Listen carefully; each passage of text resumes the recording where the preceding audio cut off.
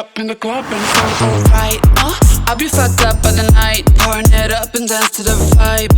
I know if I ever see the light, I'll be up in the club and it's all alright. I'll be fucked up by the night, pouring it up and dance to the vibe. I know if I ever see the light. Este coche es el lanzamiento más importante de Renault y probablemente también sea el lanzamiento europeo más importante de este año.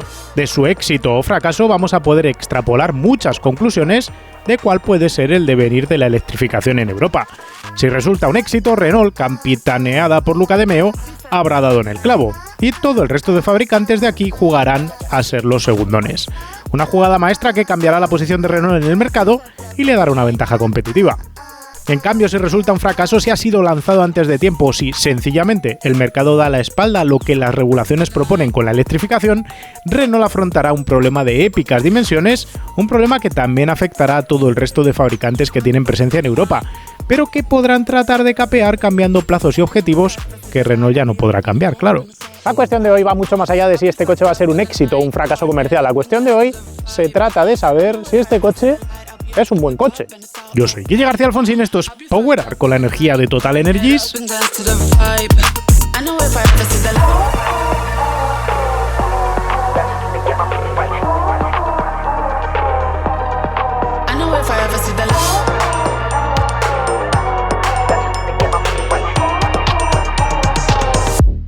Y hoy tenemos como protagonista este Renault 5 eléctrico muy amarillo con nosotros.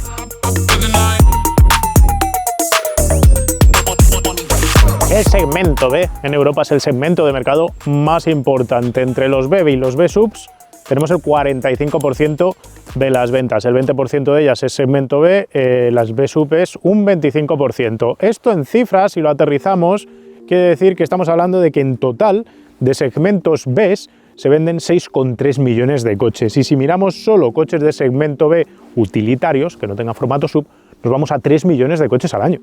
A pesar de lo que leáis o escuchéis por ahí, el segmento B es además un segmento con un tremendo peso como coche único de una casa. Existe la idea de que el utilitario de segmento B es un coche segundón en aquellas familias que pueden tener dos coches en la unidad familiar, pero la realidad comercial, la realidad estadística en ventas, nos dice que es distinto todo esto. A esto ayuda una cosa, y es que los segmento B han crecido un montón. Por ejemplo, si miramos un León del año 2000, mide lo mismo de largo que un Ibiza actual. Tiene el mismo maletero, tiene el mismo espacio en las plazas traseras, y esto lo podemos reflejar también si miramos un Clio versus un Megane del año 2000. Así que si en el año 2000 valía para una familia un León o un Megane, un Ibiza o un Clio valen también para una familia a día de hoy. Además de ese crecimiento de los utilitarios hasta el nivel de los segmentos C del año 2000, se empareja todo esto al nacimiento del subsegmento B-Sub, donde se agrega algo de altura y longitud para configurar coches que ya se plantea como alternativa familiar al coche único, aun con hijos. Es el espacio del Captur o del Arona. Y el perfil de uso que dan los propietarios a estos coches suele coincidir con un perfil de uso que le encaja perfectamente al coche eléctrico. Has de pensar que el que compra estos coches suele ser o una pareja joven, o gente que no tiene hijos, o gente que, por lo de pareja joven, a veces nos confundimos. Como ahora somos padres más mayores, puede darse el caso que sean hombre-mujer más un niño pequeño por debajo de los 10 años. ¿Y qué tipo de uso le dan al coche? Pues moverse por ciudad, moverse entre ciudades, hacer rutas de circunvalación, ir al colegio, ir al trabajo, ir a la compra y eventualmente, muy puntualmente, 3, 4, 5 veces a lo máximo, hacen una escapada de fin de semana o se van de viaje de vacaciones, normalmente distancias relativamente cortas. Toda esta evolución comercial nos ha llevado en Europa a que el coche de la familia europea media haya pasado a ser ese segmento B. Así hemos visto cómo el 208 lideraba el mercado europeo hace un par de años con cerca de 200.000 matrículas.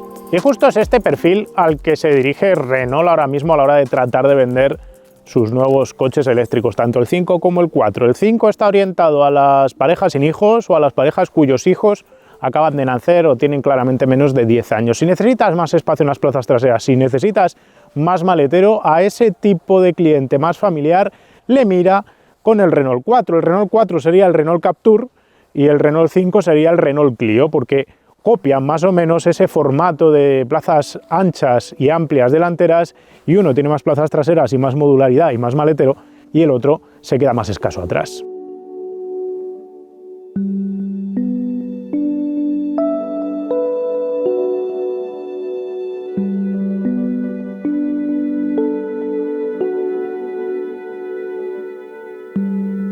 Renault necesitaba pasar página y Luca de Meo lo vio claro, así que estableció una estrategia doble paralela. Por un lado, ha reforzado todo lo que son los híbridos y los coches de combustión convencionales, desdoblando toda la gama SUV. Ahora tienes Captur, Arcana, Symbio, Austral, Kadjar y Espace. 6 SUVs para completar, y el Rafale 7 con ese, más la renovación del Clio y la desaparición del Megane de combustión. Todo eso le va a servir para mantenerse activo mientras los clientes sigan queriendo comprar coches de combustión. Pero por otro lado, la estrategia eléctrica buscaba, o necesitaba, mejor dicho, algo más ambicioso, y eso es lo que justo ha tratado de hacer Luca de Meo y su equipo a la hora de lanzar estos nuevos eléctricos en la forma del 5 y del 4. Un aspecto clave para comprender el desarrollo de cualquier producto industrial es entender al cliente que tienes. ¿Y cuál es el cliente que compra un coche? La realidad en Europa ahora mismo es que la edad media del comprador de un coche es de 45 años y el 53% de los compradores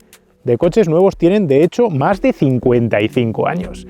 Renault, el equipo de marketing, Luca de Meo, han querido utilizar esa edad de los compradores y aplicar una cosa que se llama el efecto reminiscencia. ¿Qué es el efecto reminiscencia? Nosotros, cuando nos desarrollamos como personas entre las 14 y los 25 años, tenemos una fase en la vida en la que todo para nosotros es nuevo. La primera vez que conduces un coche, la primera vez que compras una revista de coches, la primera vez que conoces a un chico, una chica con el que empiezas a salir. Todas esas cosas que se calan en nuestra mente como la primera vez que tienen un profundo efecto y resultado en nuestra manera de ser y en nuestra manera de pensar. Y eso, a largo plazo, lo que conlleva es que miramos las cosas con nostalgia, las idealizamos, y cuando llegamos a los 40 o 50 años miramos hacia atrás y pensamos que todo aquello que nos sucedió entre los 14 y los 25 años fue lo mejor que había sucedido nunca en la historia de la humanidad. Por eso la mejor música, las mejores películas, la mejor comida, los mejores coches, las mejores motos, las mejores revistas, todo corresponde siempre en nuestra mente a lo que sucedió en ese periodo de los 14 a los 25 años. Ocurre mucho en este sector de la automoción. A cualquier persona que le preguntes de mi quinta o superior, yo tengo 41, pues vas ahí hacia esa edad, siempre te va a decir que lo bueno siempre se ha quedado atrás, que lo mejor ya pasó y que lo de ahora tiende a ser una mierda. Por eso los fabricantes estratégicamente han aprendido con el paso del tiempo, fabricantes de cualquier cosa, no solo de coches, a tratar de conectar emocionalmente con ese efecto reminiscencia y vendernos algo que nos aplique nostalgia, que nos ayuda a comprar irracionalmente cosas que de otra manera probablemente, objetiva y racionalmente, tal vez ni consideraríamos comprar. Y si mezclamos en una coctelera todos estos hechos y miramos hacia atrás, podemos coger a la gente de 45 a 55 años, la edad media del comprador de un coche nuevo, restarle los años suficientes para viajar a sus 14 a 25 años. ¿Y a qué año nos vamos? Pues nos vamos a el 83, del 83 al 93-96 más o menos. Ese periodo del 83 al 96 es la zona dulce para vender ahora mismo productos a compradores de 45 a 55 años. ¿Y qué coches vendía Renault en ese momento? Exacto, el Renault 5 y el Super 5. No voy a pararme en haceros una larga historia del 5. Eso es un proyecto, la historia del 5 y del Super 5, que quisimos filmar este año, pero que no tuvimos apoyo presupuestario, así que queda por otra ocasión. En todo caso, he aquí un resumen compactado que alguna vez os hemos explicado ya, tanto en el vídeo del 5 Alpine Turbo como en el vídeo del Super 5 GT Turbo. En los años 70 estábamos en plena efervescencia del concepto de los utilitarios de tracción delantera. Ante los éxitos del Mini, del Fiat 128, Renault decidió responder rápidamente con un diseño creado por Michel Bouet en tiempo récord. Partiendo de la estructura base de un modesto y utilitario Renault 4, Bouet planteó un coche de motor delantero central longitudinal con tracción delantera al colocar la caja en prolongación hacia adelante del cigüeñal, suspensión delantera por doble triángulo y un avanzado puente independiente trasero de brazos oscilantes, empleando en todos los lados del coche barras de torsión. Un habitáculo algo retrasado respecto al eje delantero, pero con portón posterior, banqueta trasera abatible y practicidad, configuraron un éxito comercial que además se convirtió en el reconocido como primer coche del mundo con cara y ojos de persona. Un coche de mirada afable que conquistó el mercado y que se peleó cuerpo a cuerpo con el Fiat 127 por dominar las ventas del continente, mientras Volkswagen trabajaba a la desesperada contra el reloj para crear el Golf como sustituto del Beetle. El éxito del 5 fue tal que cuando llegó el momento de reemplazarlo, en Renault optaron por reinventarlo con nombre y estética similares. El Super 5 resultó un coche completamente distinto, con motor delantero transversal, menos avanzado en lo técnico a nivel de chasis, pero más equipado y más fácil de fabricar de manera robotizada, aprovechando además la plataforma desarrollada por los 9 y 11. Dibujado por Marcello Gandini, con formas puramente ochenteras, el Super 5 se lanzó al mercado en 1984 y volvió a ser otro éxito comercial hasta 1996. De hecho, puede que el Super 5 en su variante GT Turbo sea todavía más icónico para la generación actual de compradores de coches nuevos que el 5 original. Solo 6 años de salir al mercado el Super 5, Renault decidió que tenía que cambiar de página y lanzó el Clio, un coche que realmente a nivel conceptual tenía mucho que ver con el propio Super 5. Era un coche de tracción delantera, con motor delantero transversal, 4 cilindros, en este caso pasó a ser puramente atmosférico, pero la realidad es que ese coche se vendía como un coche más moderno, coetáneo, cambiaba las formas estéticamente, cambiaba el lenguaje, porque Renault lo necesitaba en ese momento para proyectarse al futuro que llegaba con los años 90. Ahora, 28 años después de que se dejase de vender el último Renault 5, porque convivió el 5 con el Clio, el último Renault 5 salió, si no recuerdo mal, con la versión Saga en 1996, pues han decidido que pasados esos 28 años era el momento de reconectar con toda esa generación que crecimos viendo esos Super 5 GT Turbo, en mi caso amarillo, que era justo lo que quería. Estéticamente, el 5 nuevo es un logro del diseño de automoción moderno. Un logro porque combina acertadamente una serie de condicionantes y parámetros muy difíciles de atar satisfactoriamente. Cuando De Meo mostró el concepto original y algunos nos ilusionamos, los cortapegados típicos salieron rápido a la palestra para aseverar que el coche de producción no se parecería en nada. Pero erraron. La proyección del concept al coche de producción ha sido fidedigna al extremo. Un 10 ahí para Renault por apostar por ello. El coche es un manifiesto de reinterpretación en clave moderna de los aspectos estéticos dominantes de los 5, Super 5, Super 5 GT Turbo y 5 Turbo, alias culo gordo. Es indudablemente 5, pero al mismo tiempo es indudablemente moderno por tratamiento de detalles y por tratamiento de superficies. Si empezamos por la vista lateral, vemos un coche con aspecto sólido, casi de protoconceptual.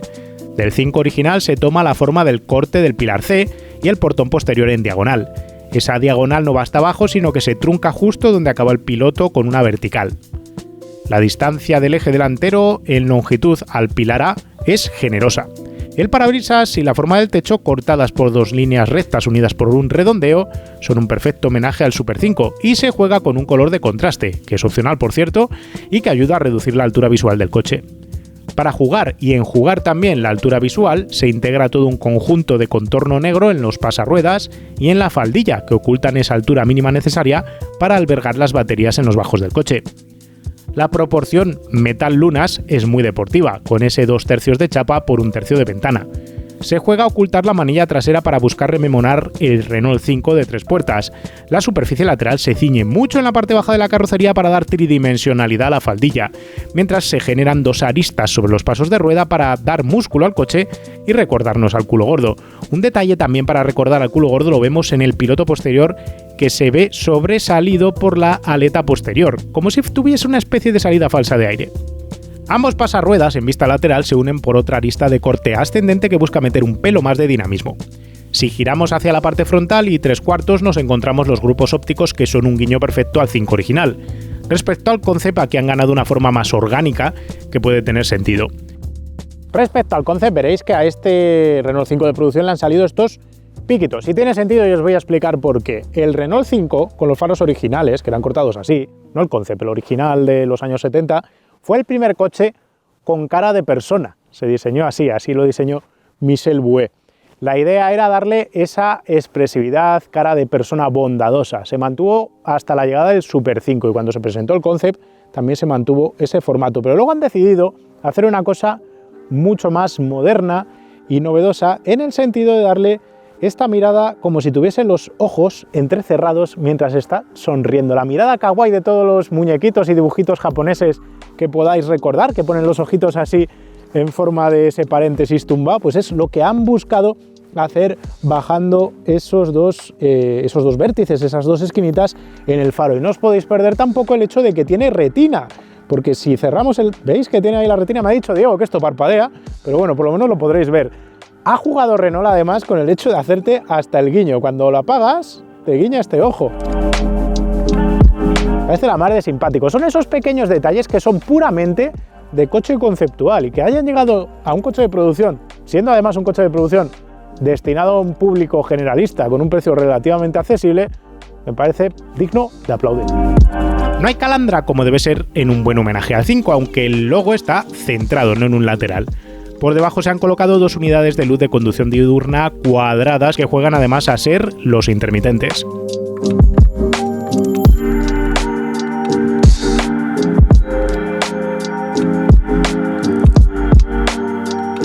El capó es sólido, es liso, juega y encaja con esa idea de coche monolítico, tochete, casi de coche de juguete a escala real que busca Renault con este 5.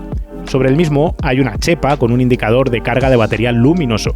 En nuestra unidad de prensa estaba desactivado, nos contaba Renault que esto es un preserie y que condensaba agua dentro.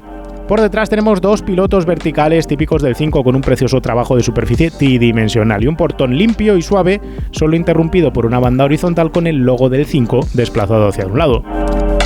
Puede gustarte, puede no gustarte, pero objetivamente hablando el trabajo de diseño es de 10. De 10 por saber transportar elementos y referencias indudablemente conectadas con el 5 clásico, o con los 5 clásicos, mejor dicho, sin que se vea un diseño viejo. Se ve moderno, se ve proporcionado, se ve que aprovecha las ventajas de poder prescindir de voladizo delantero gracias a la mecánica eléctrica y tiene enormes ruedas para compensar el tamaño del coche. Tamaño que es compacto, las cosas como son, mide 3,92 metros de largo, que es menos que muchos coches del segmento B del mercado. Tiene una anchura de 1,78 que también es relativamente contenida, y el 1,49 de alto es el resultado de la necesidad de meter las pilas por debajo que os contaba antes. La batalla es generosa, 2,54, lo que lleva las ruedas a los extremos y facilita ese juego de proporciones que también le quedan a los coches pequeños con ruedas grandes. Renault ha mejorado mucho la calidad de sus interiores en general ya desde hace años y eso se ha reflejado también en este Renault 5. Ahora bien, tenía yo miedo de que este coche, costando como precio de acceso 25.000 euros, Renault estuviese tentada a tener que reducir costes en el habitáculo, en los materiales, en los acabados o en los ajustes para poder cumplir su promesa de precio objetivo, teniendo en cuenta que también tenía que costear la batería que va debajo de la plataforma del coche. Pero no ha sido así, está todo muy bien hecho y transpira calidad, incluso teniendo en cuenta el precio del coche. El mueble del salpicadero juega a guiños controlados tanto a 5 como a Super 5. Tienes una suerte de bandeja horizontal acolchada y tapizada en un tejido parecido al denim, pero más suave con un frontal vertical iluminado y brillante. Sobre dicho mueble hay una cúpula negra rectangular que aloja una pantalla de infoentretenimiento central y el propio cuadro de instrumentos. El cuadro es otra pantalla digital que queda remetida, guiño al diseño del cuadro del 5 original. La pantalla del cuadro no llega hasta el borde superior del marco por puro sentido práctico. La parte superior de la pantalla quedaría tapada por el aro del volante y no serviría de nada, algo que hemos visto por ejemplo en el Ford Puma o en los modelos de Mercedes, donde directamente hay más pantalla pero no se aprovecha, no se puede colocar nada porque no se vería. Renault acierta de pleno con la ergonomía. Tienes mando físico para cambiar la temperatura del climatizador, que es monozona. Tienes mando físico para desempañar las lunas, mando físico para las luces, para los antinieblas, para los limpias. El volante no es redondo, aunque esto no es nuevo en la firma. Los mandos sobre el mismo están bien distribuidos y se usan fácilmente, mientras que el control del audio queda en un satélite típico de Renault, que desde hace casi 2 décadas apenas ha cambiado, pero voy a decir que funciona bien y tiene buenos clics. Mucho tienen que aprender aquí muchos otros fabricantes europeos que han intentado eliminar mandos físicos para usar superficies capacitativas, pantallitas y otras cosas, como el grupo Volkswagen. Y se han cargado lo que aquí se hace mucho más fácil con botones de verdad, como los del elevalunas trasero o los de regular los retrovisores. El Renault funciona mejor por dentro.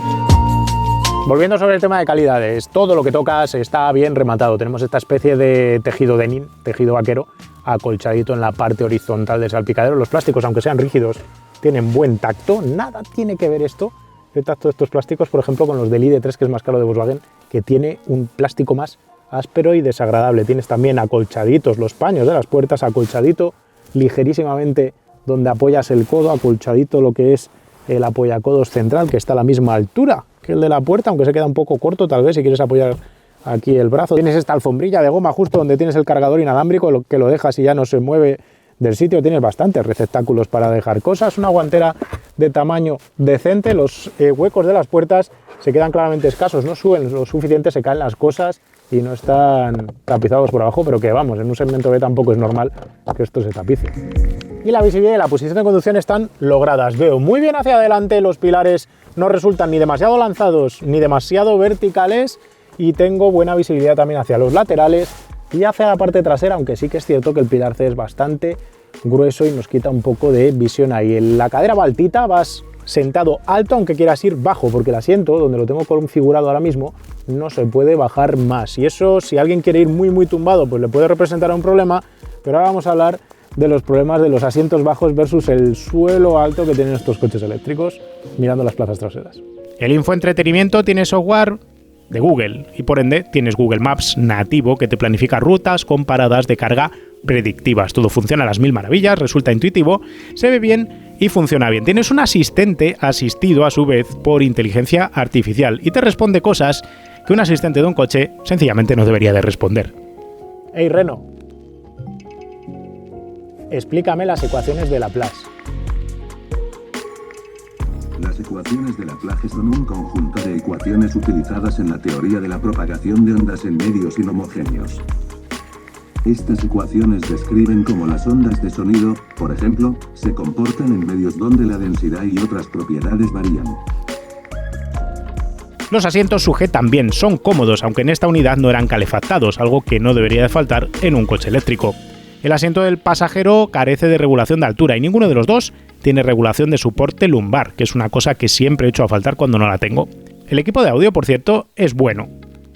Las plazas traseras son uno de los problemas de este Renault 5 y ahora os voy a explicar bien el porqué. Para empezar, podréis escuchar por ahí que falta espacio para las rodillas, pero os voy a decir una cosa. Hasta el Clio de 2019, todos los Renaults han tenido de espacio de rodillas aquí atrás 60 centímetros o 61 centímetros cuando se miden bajo el estándar de dejar 1 metro entre el respaldo y el pedal de freno delantero, tal y como empezó a hacer Kilómetro 77 en internet. Nosotros, siguiendo ese formato de medidas, hemos medido aquí lo mismo de lo que medimos en los Clios, justo hasta el Clio de 2019, como os digo, que tiene más espacio para piernas. Obviamente, un Ibiza también tiene más espacio para las rodillas, pero tampoco es que estemos aquí con un problema justo en ese sentido. ¿Dónde está el problema? El problema está en la configuración del coche en cuanto a su razón de ser eléctrico. Para empezar, tenemos los tobillos bastante altos, lo cual nos levanta el pie respecto a la banqueta.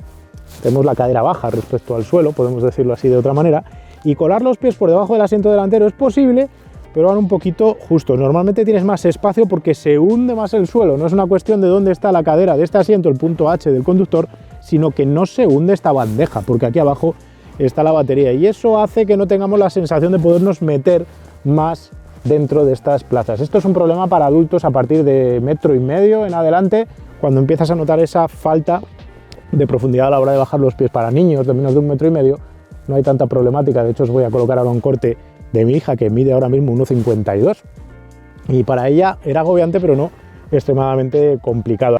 Móntate aquí detrás y dinos si cabes bien. Te ha puesto el asiento para mi talla. ¿Cabes bien? ¿De pies? Sí, de todo. ¿Te caben los pies ahí debajo? Sí, me caben enteros. ¿Y de rodillas cómo vas? Bien. El pie mío sí que entra. ¿Y el mío?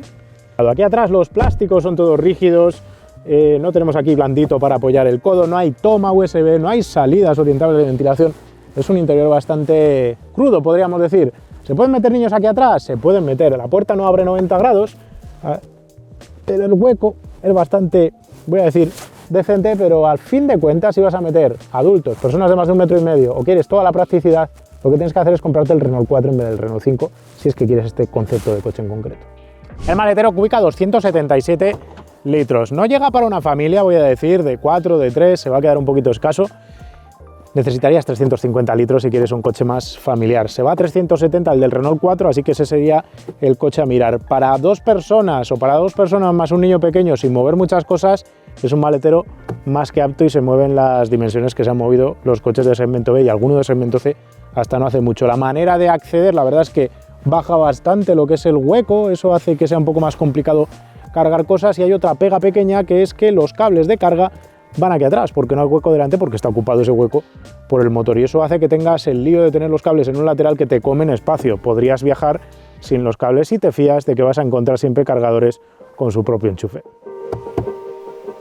Ha tomado Renault decisiones curiosas a la hora de desarrollar este coche, buscando aprovechar componentes ya existentes para ahorrar costes, al mismo tiempo que creaba nuevos, aquellos que necesitaba para este coche. El tren delantero cuenta con columnas McPherson. Los brazos y las manguetas están tomados directamente de un Captur, aunque los muelles y amortiguadores son específicos para este modelo. Entre estas columnas McPherson y sobre la propia cuna se encuentra el motor eléctrico en configuración apilada, donde el motor eléctrico, electrónica de potencia y cargador embarcado se apilan unos encima de otros, creando un bloque fácil de instalar que no se come espacio de habitáculo. Como es más corto que un motor de combustión, es más fácil acortar el voladizo delantero frente a los modelos de combustión con los que comparte plataforma. La cremallera de dirección da por resultado una relación de giro de 13,7 a 1, que es bastante directa, pero no tan rápida como la empleada en el Megane eléctrico, del que en su día me quejaba de que era algo sobreexcitable en autovía, exigiendo conducirlo mucho. Era deportiva, pero Renault aquí ha dado un pasito hacia atrás para no pasarse. Hay una bomba de calor para cumplir las necesidades climáticas del coche, apoyada por un sistema de resistencias eléctricas para calentar el habitáculo cuando arrancas el coche de parado tras pasar una noche al raso. La potencia del sistema de resistencias es de 8 kilovatios y dispara el consumo energético los primeros minutos tras arrancar, pero luego la bomba de calor empieza a funcionar y cubre las demandas. La bomba de calor es de 3 kilovatios de potencia y ese es el consumo que podemos ver como máximo cuando estamos tirando de ella. El monocasco que transcurre entre el eje delantero y el trasero es una estructura de chapa de acero estampada creada ex profeso para albergar la batería, que tiene su propia estructura de soporte y de seguridad. He de decir que la propia forma del monocasco, este bajo preparado para la batería y la carencia de voladizo delantero hacen prácticamente imposible adaptar este coche tal cual está a meterle una motorización híbrida sin enormes cambios estructurales y de cambios de centros de balanceo y otros elementos que complican mucho las cosas y que nos hablan de la apuesta que ha hecho Renault por hacer un eléctrico pensando en hacerlo eléctrico y nada más. La batería es de química NMC, de momento de importación china, mientras Francia acelera la instalación de la fábrica que va a producir localmente las baterías. La química de las celdas ahora mismo es 55% níquel, 30% manganeso, 15% cobalto. Es relevante considerar que aquí se usen baterías NCM y no LFP, lo que ofrece menor peso al coche, mejor respuesta en condiciones en frío, tanto en prestaciones como en carga, como después a la hora de funcionar cerca de las cifras cercanas a la descarga completa. Y es que en coches que hemos probado con baterías LFP, cuando hemos estado con poco porcentaje de batería, siempre hemos visto caídas muy brutales del rendimiento. Puedes comprar este coche con batería de 40 kWh de capacidad neta o de 52. Este coche que tenemos con nosotros es de 52. La batería de 40 se puede cargar a una potencia máxima de 80 kW, mientras que la de 52 acepta cargas hasta de 100 kW. Esta batería de 52 tiene 184 celdas colocadas, 23 de ellas en serie con otras 23 en paralelo, conformando un módulo, y hay 4 módulos de este tipo. La batería de 40 kW tiene una estructura distinta, 93 celdas distribuidas en 3 módulos compuestos cada uno de ellos por 31 celdas en serie. La batería de 52 kWh pesa 300 kg por 240 kg que pesa la de 40 kWh, que ahorra 60, claro. El voltaje de ambas es de 400 voltios. El tren trasero es un sistema McPherson tomado del Dacia Duster de tracción total en cuanto a ciertos componentes, como los brazos de suspensión. Queda sitio aquí atrás para colocar un motor eléctrico si metemos la cámara, así que hoy por hoy no existe esa versión 4x4 ni del Renault 5 ni del Renault 4, pero no parece imposible que a Renault se le ocurra hacerlo. Usar suspensión independiente aquí atrás tiene varias razones de ser por lógica. Un puente torsional se habría metido en la zona de las baterías en su punto de articulación, y eso es poco compatible con tener una batería grande de 52 kWh. Por otro lado, el peso extra que soporta el eje trasero de este coche hace recomendable utilizar un mejor control de esos pesos y de los rebotes que te los va a dar un sistema McPherson en lugar de un puente torsional. Así que celebremos que aquí hay McPherson, aunque eso se coma algo de espacio de maletero. Las suspensiones son duras y eso es bienvenido, diré. Nos ha salido un cálculo de 1,8 Hz delante y 2 Hz detrás, que son frecuencias de deportivo compacto, lo que cose bien con el comportamiento que hemos leído en el coche al conducirlo. No espero que la versión Alpine vaya más dura de muelle, tal vez, si acaso algo más de amortiguador, pero es que tampoco lo necesita, pero de eso hablamos ahora mientras conducimos. El peso total, sin sorpresas, es el declarado, el homologado, que son 1.432 kilos, en este caso sin conductor ni carga en el maletero. El 58% de los kilos está delante, el 42% detrás. Un reparto favorable para un tracción delantera eléctrico que tiene menos kilos en el eje delantero, pero luego vamos a ver que hay cierto problema con todo esto. El cruce lateral de pesos es prácticamente perfecto. La suspensión tiene muy buen recorrido en extensión en todas las ruedas delanteras, pero sobre todo traseras, algo de lo que hablaremos también conduciendo en un ratito. Tiene 84 milímetros de extensión delante, 70 detrás. Geométricamente el coche va abierto, 0,4 grados del eje delantero, que es mucho, y que no se corresponde con la configuración que tendría que tener el coche de serie, que se queda en unos 10 minutillos abierto. Eso es normal que ocurra con los coches de prensa, que al final van pasando de manos y a la hora de probarlos a lo bestia pues acaban abriendo casi todos. Le falta algo de caída al tren delantero para sacar más partido a la adherencia que hay. Se queda en 0,85 grados en el eje delantero. Atrás la caída va a 1,5 grados largo para asegurar el agarre, cosa que está bien y que yo no tocaría ni cambiaría. El eje trasero está ligeramente abierto en cuanto a convergencia y eso más o menos se alinea con lo que tiene Renault de configuración base. Si la versión Alpine mete medio grado más de caída adelante o cosas así, podemos esperar grandes cosas de ese coche. Uno de los aspectos técnicos más interesantes de este coche es justo este aparato que vais a ver ahí. Eso es un servofreno electrónico. Si recordáis todas las pruebas que he estado haciendo de modelos de Renault últimamente, desde el Austral al Clio y compañía, nos hemos quejado mucho de que tenían mal blending, mala mezcla entre frenada regenerativa y frenada mecánica, y el pedal de freno desaparecía debajo de tu pie y no frenaba siempre lo mismo y colocabas el pie 2 veces en el mismo sitio moviéndolos a la misma velocidad y conseguías 2 frenadas distintas. Eso era una mierda. Y es una queja que hemos repetido una y otra vez. Al final Renault ha escuchado las quejas y ha montado un sistema desarrollado por Continental, que ya vimos en el Giulia o que monta BMW en un montón de modelos, donde directamente el pedal de freno recibe una resistencia fija controlada electrónicamente, que no tiene que ver con los frenos de verdad, sino que te está haciendo una especie de simulación de feedback artificial, y lo que es la centralita electrónica del sistema de frenado decide cuánto frenar cada rueda y cuánta regeneración emplear en el eje delantero. Una ventaja de este coche es que al ser motor delantero tiene la máxima regeneración justo en el eje delantero, que es donde más frenada se puede conseguir, porque al final es cerca del 60, 70, 80% incluso del trabajo de frenada sucede siempre en las ruedas delanteras. Pero volviendo sobre el sistema de Continental, lo que se consigue al final es que todas las frenadas tengan el mismo tacto en el pedal, que tengas esa frenada maravillosa y que funcione el coche justo como debe funcionar a nivel de pedal de freno. La única queja que le podemos poner aquí, el único riesgo que puede tener el tema,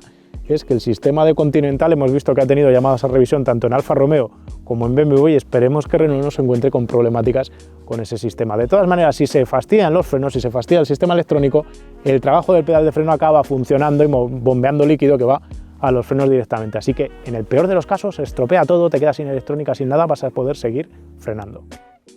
Renault ha montado, como os decía antes, todo el bloque motor, electrónica de potencia, cargador embarcado, todo aquí en un bloque de aluminio montado justo donde iría el motor de combustión tradicional en un coche, pues eso, a combustión. El motor tiene escobillas, tiene bobinas tanto en el estator como en el rotor. Eso hace que tengas mantenimiento de bobinas, mantenimiento que sucede cada unos 150.000 kilómetros, 10 años. Nos ha dicho Renault que es muy fácil de cambiar y que no es un problema grave. Lo que hemos comprobado nosotros con los motores con escobillas, especialmente con BMW y también con Renault, es que normalmente mejoran la eficiencia de los motores con imanes permanentes, que además se utilizan tierras raras, así que eso podríamos considerarlo como una ventaja. Las especificaciones de esta versión que nos han prestado es 150 caballos, 245 Nm al eje del motor de par. No sabemos la relación de reducción entre la velocidad de giro del motor y la velocidad de giro de las ruedas. Lleva un diferencial abierto, eso va a marcar después cuando os cuente cómo baja la potencia al suelo, cosa que en el Alpine habrá que mejorar. La versión que no tiene 52 kWh de batería tiene menos potencia en este mismo motor eléctrico, que va capado, podríamos decir, para no estresar tanto la potencia de la propia batería. El 5 es rápido y así lo atestigua lo que hemos medido: 60-100 en 4,1 segundos, 80-120 en 5,4. Son cifras prácticamente de un Clio RS. El 0 a 100 es algo más modesto, 8 segundos, y ahora hablaremos de los porqués, porque hay problemas de motricidad. La punta está automáticamente limitado a 150 por hora.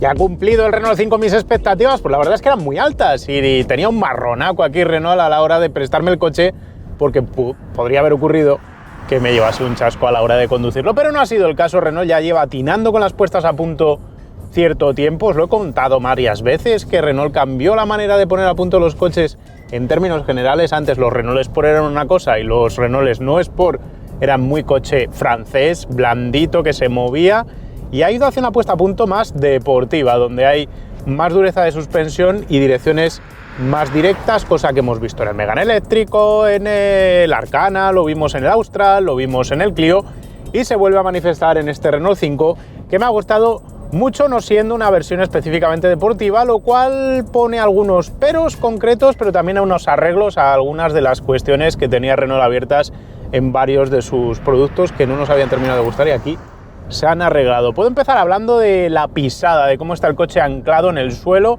y he de decir que va aplomado, imantado sobre el asfalto, durete, sin pasarse, porque no es un coche ni seco ni incómodo. Copia muy bien las irregularidades, con especial mención relevante para el tren trasero, donde el Clio rebota del tren trasero, donde el Captur rebota del tren trasero por el tipo de suspensión que tienen.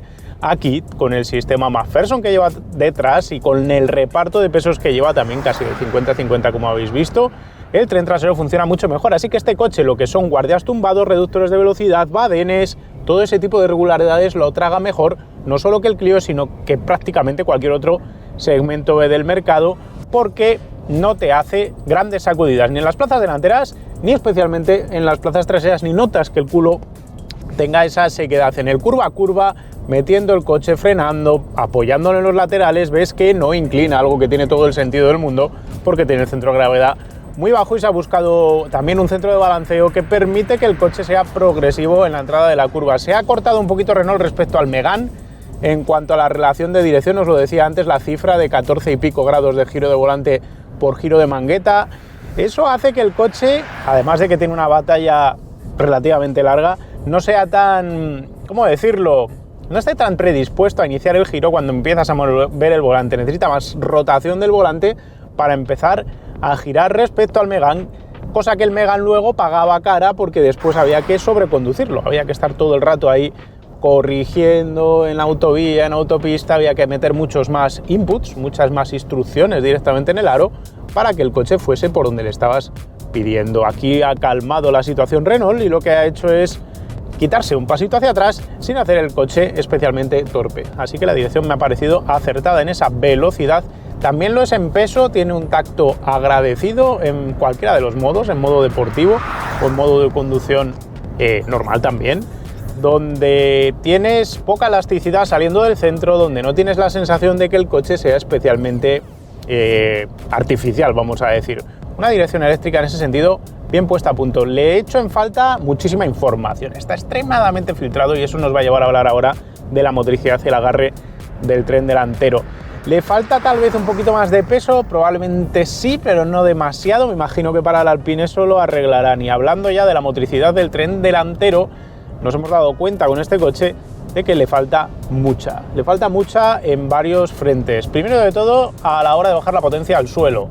Y segundo, también directamente entrando fuerte en las curvas. En esas dos circunstancias es un coche que subirá pronto, subirá antes probablemente que el Clio, también atado al tipo de neumático que se le ha metido. Tiene poca resistencia a la rodadura y esa poca resistencia a la rodadura luego deriva en que tenga poca adherencia pura cuando estás bajando potencia al suelo, pero también cuando estás exigiendo con el aro del volante más entrada en las curvas. Es el factor limitante en este coche. Espero que para el Alpine, ahí con neumáticos más adherentes, la cosa claramente mejore. Luego está el tema de bajar la potencia al suelo. El hecho de llevar reparta de pesos en estático más un reparto dinámico que va a mandar todavía más kilos hacia atrás, porque cuando estás acelerando el centro de gravedad hace que los kilos se vayan un poquito hacia atrás, aunque aquí como el centro de gravedad está abajo ese problema no está tan marcado. La realidad es que descargas en los neumáticos delanteros y eso hace que a la que metas un poco más acelerador de la cuenta rápidamente pierdas adherencia. Pasa en seco, pasa en mojado, pasa con la carretera fría como está ahora mismo, pasa en muchas circunstancias y eso hace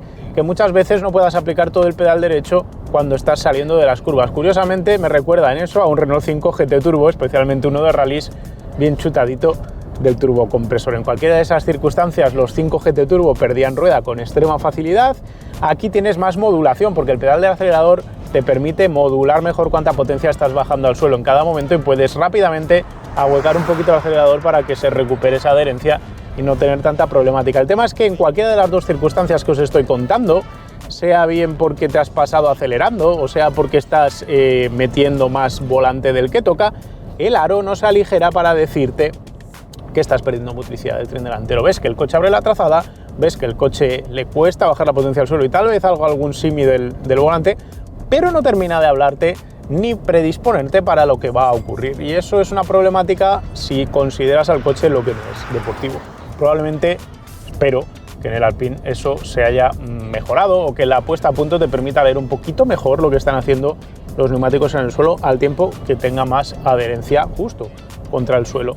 Luego está el tema de la ajustabilidad. No tiene un chasis ajustable, descargas el acelerador, el coche no cierra la trazada, es un tiralíneas, tiene mucho paso por curva y es muy fácil colocarlo justo donde quieres. Y además, como el control de transferencia de pesos laterales está tan bien conseguido, el ir haciendo curvas realmente resulta adictivo, porque vas apoyando el coche a izquierdas, apoyando el coche a derechas, es rápido en ello y eso juega a su favor tanto en ciudad cuando estás callejeando, cambiando rápidamente de dirección, como cuando te ves en una carretera de curvas y buscas disfrutar. La precisión del tren delantero es maravillosa, va el coche justo por donde quieres, puedes pisar justo en el punto que deseas y luego en autovía y autopista la precisión de la trazada también, la capacidad de tragarse baches largos al mismo tiempo que mantener la línea está perfectamente conseguida.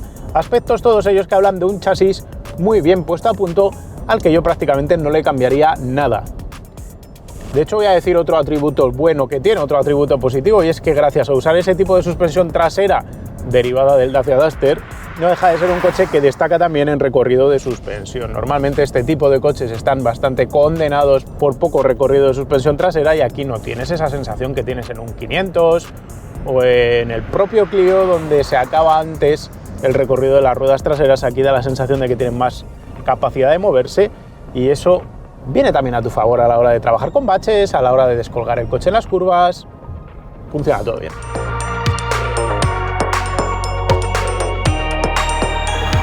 Más cositas, tema de motor, propulsor, respuesta al acelerador. Os decía que el acelerador te permite modular bien cuánta potencia estás enviando al suelo. No tiene esa respuesta un tanto estúpida de algunos eléctricos donde todo el motor llega en cuanto mueves 1 milímetro de acelerador, no tienes todo ese torrente de par. Aquí Renault ha acertado al hacerlo un poquito más largo, tienes esa pegada que habéis visto en las cifras de aceleración, claramente es un coche rápido.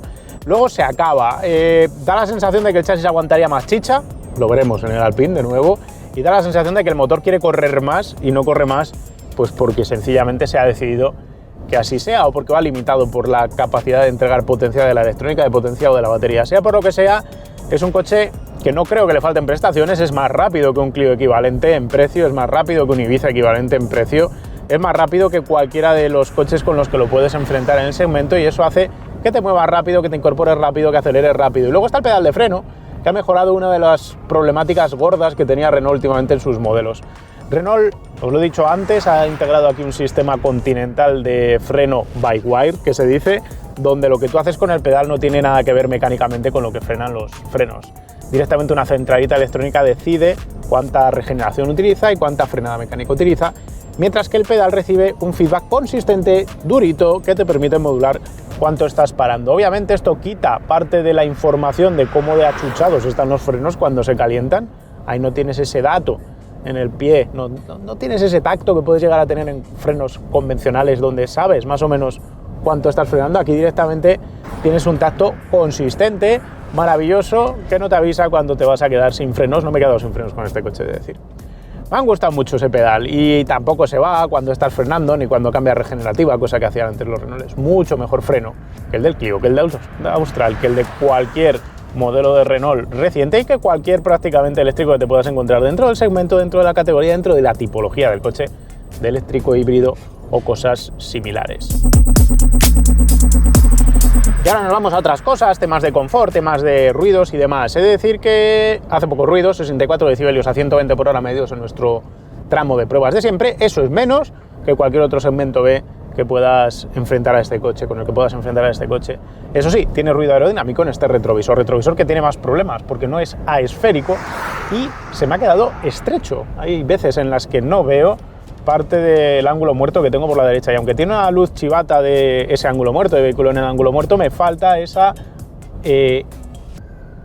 curvatura para el retrovisor para poder ver si en algunos ángulos tengo un coche o no lo tengo. Hace ruido la carcasa del retrovisor, no sé si esto, como lo corrigieron en el Austral, acabará corregido también aquí, pero es una cosa a mejorar, ese de esos pequeños detalles.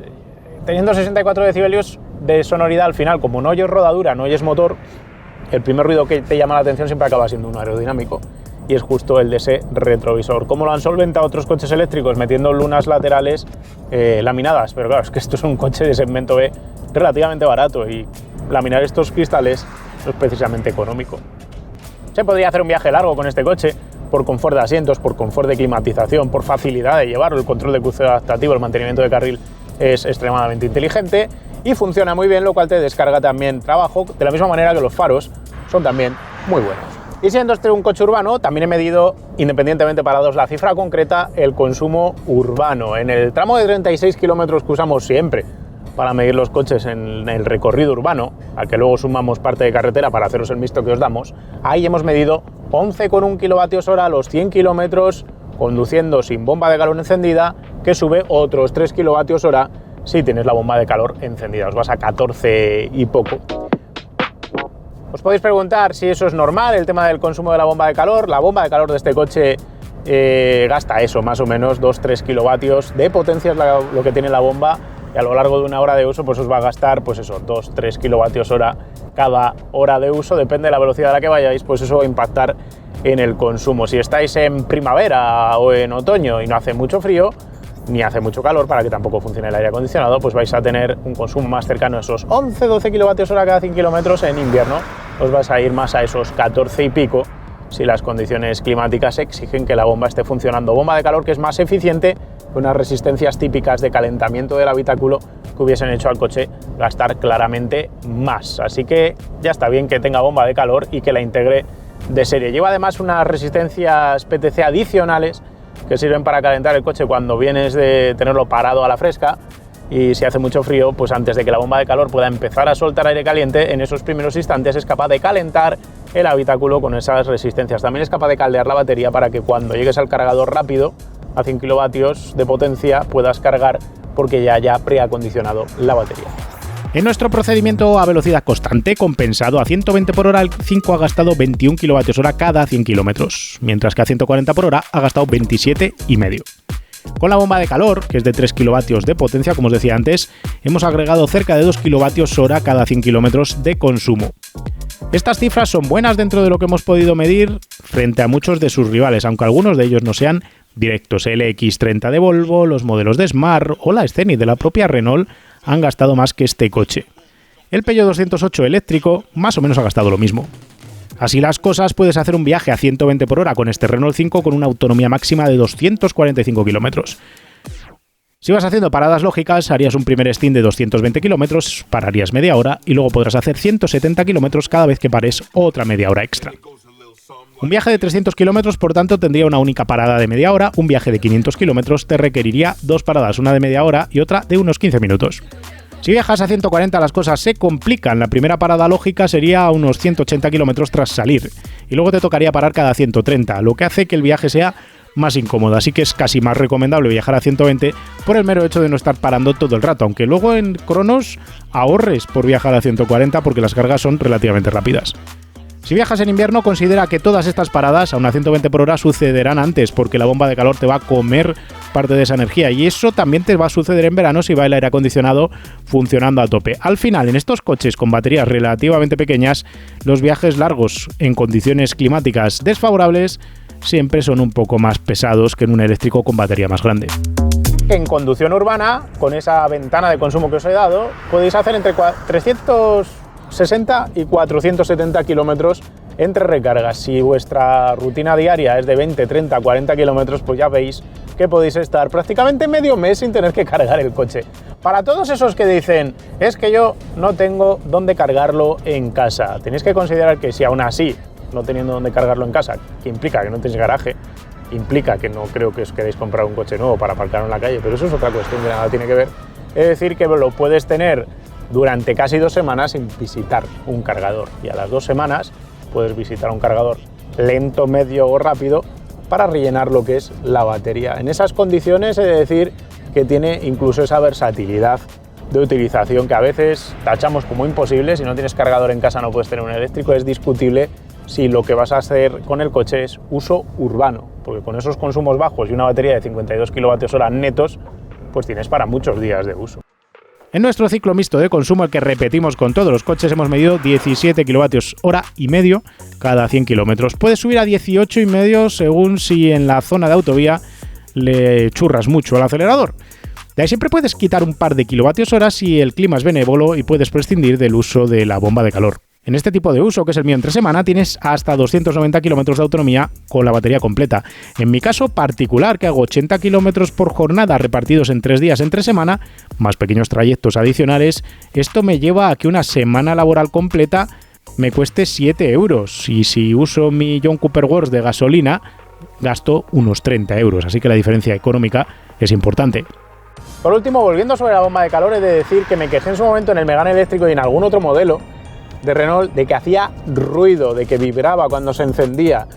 Aquí en el 5 han reducido esos ruidos, han reducido esos problemas, pero siguen presentes porque de cuando en cuando, arrancando el coche en frío y encendiéndose la bomba de calor, se nota la vibración y se nota el ruido de esa bomba de calentamiento de los líquidos. Creo que Renault está trabajando en una solución, por lo menos para modelos como la Scenic eléctrica, también para el Megane eléctrico, me consta. Pero en este modelo, por lo menos, el encapsulado que han utilizado para ese sistema y su amortiguación, pues algo de efecto han surtido. Pero aún queda un poquito de área de mejora. Hablando de otras cosas del coche, las luces son buenas, diré, y el control de crucero y asistente de mantenimiento de carril funcionan bien también. También funciona bien Google Maps, como siempre. Y es que te quita todo el lío de tener que pensar dónde parar, cuánto parar para hacer cualquier viaje largo. Basta montarte en el coche, decirle a dónde quieres ir y él te irá diciendo lo que tienes que hacer. Justo esto de tener Google Maps es una ventaja muy importante frente a otros segmento B que te puedes encontrar en el mercado, como el Peugeot 208 eléctrico. Este coche es mejor coche que el Clio en casi todo. Va mejor en carretera, es más rápido, es más cómodo, es más silencioso y económicamente te sale más barato para rodar en el día a día. Tiene mejor infoentretenimiento, tiene mejor ergonomía, a mi juicio, tiene mejor todo, básicamente. Tiene pegas en la versatilidad de larga distancia, que es el uso menos habitual que se le suele dar justo a un típico Renault Clio, Peugeot 208 o Seat Ibiza, cualquier segmento que os podáis imaginar. Pero nos vamos a centrar ahora mismo en cifras magras, lógicas, racionales, antes de hablar de lo que mola el coche y lo bien que va por carretera. Pongamos un ejemplo de un europeo típico que hace 30 kilómetros al día, 30 kilómetros de conducción urbana e interurbana. Pongamos que también tiene garaje. Os voy a decir una cosa, por más que os cuenten historias, 9 de cada 10 compradores de coche nuevo tiene garaje. El que no tiene garaje suele ser el que lo compra usado, semiusado, a los 2 años de comprarlo. Aún así vais a ver que incluso no teniendo plaza de garaje, os salen las cuentas bien con este tipo de coches. Si haces 30 kilómetros de urbano e interurbano, diariamente estás gastando del orden de 60 céntimos de coste energético. El mismo tipo de uso con un Renault Clio, haciendo los consumos que hicimos cuando probamos el Renault Clio E-Tech, que es el híbrido y el que menos gasta el par de este coche por coste de compra, se va a unos 3 euros. Así que estás ahorrando usando este coche cada día que lo usas 2,40 euros. Estos son 72 euros de ahorro mensuales solo en coste energético, al margen de lo que os he dicho de que el coche a lo mejor es más silencioso, es más cómodo, más confortable y todo lo demás. Pero por otro lado hay otro aspecto importante y relevante. Si usas este coche 30-40 kilómetros al día, no vas a tener que cargarlo en alrededor de 10-12 días. Esto quiere decir que 2 veces al mes tendrías que cargar el coche si todos los días haces esos 30 o 40 kilómetros. La idea de que todos los días hay que enchufarlo no es necesaria, así que aunque lo aparques en la calle, aunque no tengas plaza de garaje o no quieras meter el coche a la plaza de garaje, te bastaría visitar un cargador eléctrico una vez cada 2 semanas para mantener esa rutina de uso de esos 30 o 40 kilómetros diarios. El problema, ya lo sabéis, son los viajes largos. Hacer un viaje de 300 kilómetros va a implicar una parada de cerca de media hora. Un viaje de 500 kilómetros implicará 2 paradas de casi media hora. La segunda parada será más corta. La cuestión aquí que tenéis que valorar es cuántas veces hacéis viajes de 300 kilómetros, cuántas veces hacéis al año viajes de 500 kilómetros y factorizar si el coste-recompensa tiene sentido para vosotros o no. Es decir, si lo que ahorráis cada día económicamente a nivel energético más el confort extra que ganáis, compensa esa media hora para 2 para hacer viajes de 300 kilómetros o esa hora para 2 para hacer viajes de 500 kilómetros. La parte de tener que buscar dónde lo cargo, a ver si encuentro un cargador, si tengo que planificar la ruta previa a salir de casa, este coche la tiene resuelta. Al usar Google Maps directamente os va a decir dónde parar, cuándo parar y va a tener en cuenta si esos cargadores están ocupados o no, aunque a veces esas paradas que os marquen incluyan algún cargador Thunder, como nos ha pasado a nosotros, que no estaba todavía inaugurado. Pero eso, entiendo yo, ir a menos. La cuestión es, por ejemplo, en mi caso, si hago 300 kilómetros una vez al mes, 300 más 300, estoy asumiendo que voy a tener que parar 2 veces al mes al cargar para poder visitar a suegros, abuelos y demás familia cuando me voy a Logroño. ¿Eso es un problema para mí? ¿No lo es? Pues a ver, la verdad es que os voy a decir que un viernes a las 8 de la tarde lo que más pereza me puede llegar a mí a dar es coger el coche con las chicas montadas después de haber salido Nadia de Vale y tener que ir pensando que voy a tener que parar en Soria para llegar a Logroño, cuando a mí lo que me apetece es salir de casa y llegar ya directamente a casa de los abuelos sin tener que parar por en medio. Pero eso es lo que tenéis que poner en la balanza y equilibrar y factorizar. ¿Merece eso la pena? ¿No merece la pena? ¿Quiero el coche porque es guay y soy capaz de sacrificar eso? ¿Me va a ocurrir 2 veces o me va a ocurrir 42? Si os ocurre 42, obviamente este coche no tiene sentido y todavía os podéis comprar el Clio. Y ahora hablemos de precios. Este coche cuesta más que un Renault Clio si no metemos las ayudas del plan MOVES. Esta unidad que hemos probado con 150 caballos, batería de 52 kWh, cuesta 33.504 €. Si miráis un Clio E-Tech acabado Esprit Alpine, que es el tope de gama, que sería el equivalente a este aparato, ese cuesta 26.219, así que claramente este coche es más caro. Ahora bien, si metéis el MOVES de por medio os quitan 4.500 €, aunque no deis un coche a chatarrar, y en ese momento estáis a 1.000 y pico, 2.000 € de distancia del Clio. Cuando os ponéis ya a esa distancia, solo el ahorro de combustible, mantenimiento y el extra de prestaciones y calidad de rodadura que tiene el coche hace que se justifique el hecho de tiraros a este probablemente, porque además podéis factorizar el hecho de que este coche obviamente mola más que un Clio. Yo no creo que nadie que vea este coche va a deciros que mola menos que el Clio. Y la segunda parte de la conclusión pasa de hablar de si el coche ha cumplido mis expectativas y qué tiene para mejorar. Tiene cosas para mejorar, como todos los coches que probamos. El hecho de no llevar retrovisores esféricos, el hecho de que suene un poquito aquel aerodinámicamente, el hecho de que le falte un poquito de espacio en las plazas traseras. Esa parte del espacio de las plazas traseras la arregláis con el Renault 4, pero yo creo que el Renault 4 no mola tanto, aunque eso me lo vais a comentar en los comentarios. Me decís si os parece cool o no os parece cool el Renault 4, que por cierto comparte toda la parte del salpicadero justo con este Renault 5. De todo demás del coche, realmente las cosas que le cambiaría, como el hecho de ponerle otros neumáticos, se arregla bastante fácil, el hecho de que le falte información a través del aro del volante, o esa falta de adherencia del tren delantero en términos generales, seguramente se arreglen en la versión Alpine, en la versión deportiva, que por lógica debería estar más alineada con mis gustos personales. Dicho esto, también hay que pensar que la versión Alpine es claramente más cara que este coche. Y a pesar de ello, os diría que yo directamente me compraría uno de estos mañana mismo, si por mí fuese, porque es un coche que no solo me entra por el ojo, sino que luego me ha convencido, conduciéndolo, claro. Y ahora nos vamos a Wallapop, a nuestro patrocinador, para ver precios de coches nuevos y usados que probamos en PowerAR, y lo que vamos a hacer hoy es buscar primero un Renault 5 eléctrico de los nuevos, el E-Tech este que aparece ya aquí listado, y después lo que vamos a hacer es buscar un GT Turbo, que es la otra cosa que me interesa. Salen muchos Renaults clásicos por aquí, muchos Renaults 5. ¿Esta es la unidad que grabamos en su día nosotros? Puede ser. Lo que voy a hacer es poner aquí que el año del coche pues sea 2024, porque básicamente no hay otra solución. Y vamos a ver cuántos aparecen aquí listados de los nuevos, que puede que sea 0, ninguno, nulo, desde 2024. Pero esto que he puesto es fecha de matriculación, ¿sí? No hay ni uno. No hay ni un solo Renault 5 eléctrico disponible todavía, y es normal que sea así. De momento, sabéis que en Francia, porque lo he contado en Twitter, vendió el mes pasado en toda Europa, vamos, básicamente, alrededor de 5.000 matrículas hicieron. Ha arrancado bien comercialmente, y a medida que vayan llegando las versiones baratas, pues irá creciendo el coche. Lo que vamos a hacer ahora es buscar un GT Turbo, y aquí ya tenemos unos cuantos más. Uno tuneado, uno también no sé cómo denominarlo, uno de verdad. Se vende carrocería sin documentación, nos los... ¡Ah, amarillo! 17.000 €, madre mía. Cuando grabamos el GT Turbo, que era uno blanquito como este, ya andaban pidiendo 20.000 €, que me parece una locura y que no tiene ningún sentido pedir 20.000 € por estos coches. 16.5, a ver, hay unos cuantos, 14, más de 10, 12 no es algo que yo pagaría, sinceramente. Aunque la cotización es la que es, porque la demanda es la que es.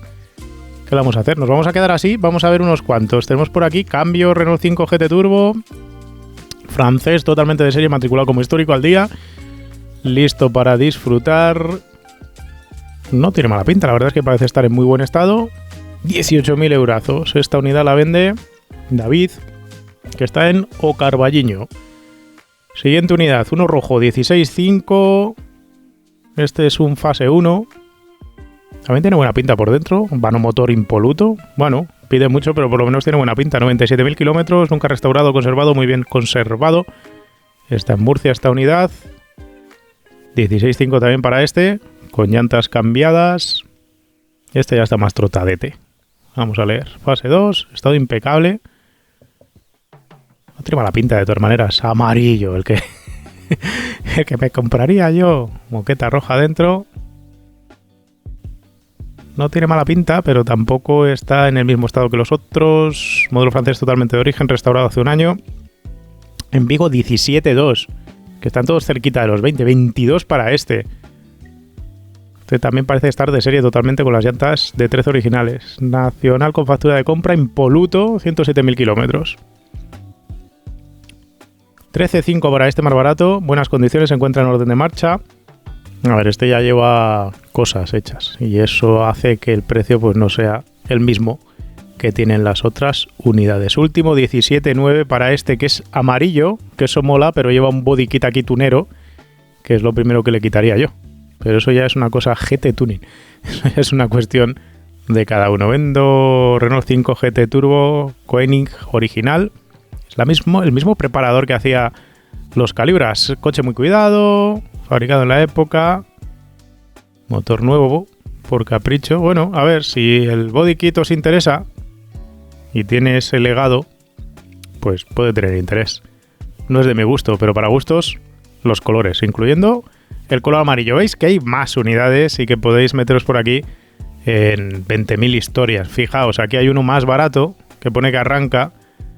No tiene ITV. A falta de ajustar carburador, pensando en venderlo, cambiarlo. Pide 12. Esto es un coche pues que no teniendo ITV ya tiene más curro de por medio. Le falta el parasol al cuadro de relojes, por ejemplo. Pues tiene más currito. Teniendo más trabajo, fijaos, los asientos estos tampoco pasan la ITV, ya os lo adelanto yo. Otra cosa es que el de la ITV esté ese día de buen humor y os lo pase. Está en Pedreguer. En fin, veis que 5 GT turbos hay unos cuantos, 5 eléctrico, ni uno. Y ahora cerremos el vídeo con la última conclusión, el cierre final de toda esta aventura que nos ha llevado tanto rato. ¿Cuántos coches va a vender Renault de este aparato? Tiene capacidad productiva para hacer más de 200.000. El coche más vendido de segmento B que se vende en Europa ronda justo esas cifras, esos 200.000 coches. Por ejemplo, Peugeot fue capaz de vender más de 200.000, 208 hace 2 años. Renault vende cerca de 200.000 Clios al año, teniendo en cuenta que es un coche de combustión. ¿Será capaz Renault con el 5 de conquistar 200.000 compradores en Europa para que compren la versión eléctrica? Parece complicado. Me habéis oído decirlo en el videocast, es mi apuesta ambiciosa para 2026, que es el primer año completo que creo que Renault pueda ahí posicionar el vehículo, pero realmente lo va a tener complicado. Otros compañeros y amigos de la industria me han hablado de 65.000, 70.000 coches año, que sería un tercio de esa cantidad prácticamente, trabajar en un turno en vez de trabajar a triple turno. Y puede tener sentido también ese volumen, pero me parece que sería un fiasco comercial si se queda solo en esos 65-70.000 coches. Y no para Renault, sino para la industria en general. Si este coche no arrasa en el mercado, si no se mete en más de 100-150.000 coches al año, va a querer decirnos muchas cosas. Nos va a decir sobre todo que el cliente no está dispuesto a sacrificar la versatilidad de 3 viajes largos al año a cambio de tener un coche guay que le gaste menos en el día a día. Y si no es capaz de abrazarlo con el Renault 5, tampoco lo va a abrazar ni con el ID.2, ni con el Cupra Raval, ni con el Skoda Epic. Entonces, todos los coches que se están desarrollando van a tener un problemón comercial. Y un problemón comercial para todos los grandes fabricantes europeos es un problemón para todos los europeos en general, porque eso va a llevar caídas de producción, problemas para los trabajadores, problemas económicos en general para todos. Así que de este coche y del éxito comercial de este coche depende todo. Yo os voy a dejar ahí en los comentarios un espacio para que me digáis si este coche va a vender 200.000, 100.000 al año, 45.000, Diego. 100.000, venga. 100.000. Javito, que está por ahí, que ya veréis por qué está por ahí. ¿Cuántos vende al año? Venga. 40.000. 40.000. A ver, hay gente que dice que va a vender 30.000 y ya, o sea que la cosa va a estar ahí. Venga, sumaros a la conversación abajo en los comentarios, nos contáis una historia con un 5 o un Super 5 que tengáis también y os iremos contestando por ahí. Si os ha gustado el vídeo, dejarle un me gusta, yo no tengo nada más que contaros. Os veo pronto con otro vídeo de otro coche, probablemente más corto. Un saludo. ¡Hey! ¿Te gusta powerar? Puedes visitar la web de Kimoa para comprar la nueva colección Aston Martin de Alonso y puedes ayudarnos a nosotros para seguir creciendo con este canal convirtiéndote en mecenas, pulsando el botón unirse que está al lado del de suscribirse, aquí debajo del vídeo. Los mecenas del canal disfrutan del canal de Telegram privado que compartimos con los propietarios que han aparecido en el apartado de usados hiperinteresante y donde además pueden comentar con nosotros lo que les venga en gana. Además, organizamos para ellos eventos, actividades y visitas como las que hemos tenido hasta ahora en el Museo Motos Made in Spain de Alcalá de Henares, en el Circuito Terramar cerca de Sitges, en el Museo del Automóvil y la Moda de Málaga, o la visita que acabamos de tener en el Museo y Circuito Fernando Alonso con carreritas incluidas. Si te apuntas ahora, seguro que llegas para la siguiente.